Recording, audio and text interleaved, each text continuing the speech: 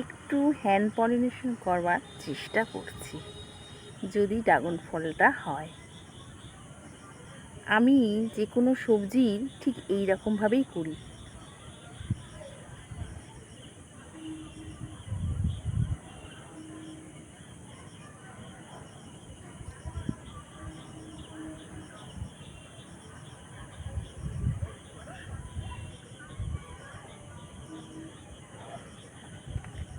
ভারী সুন্দর লাগছে আমার এই ড্রাগন ফুলকে।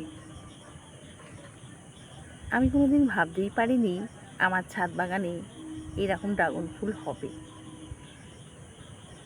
ড্রাগন গাছটা কিনে এনে সত্যি কেনাটা আমার সার্থক হয়েছে।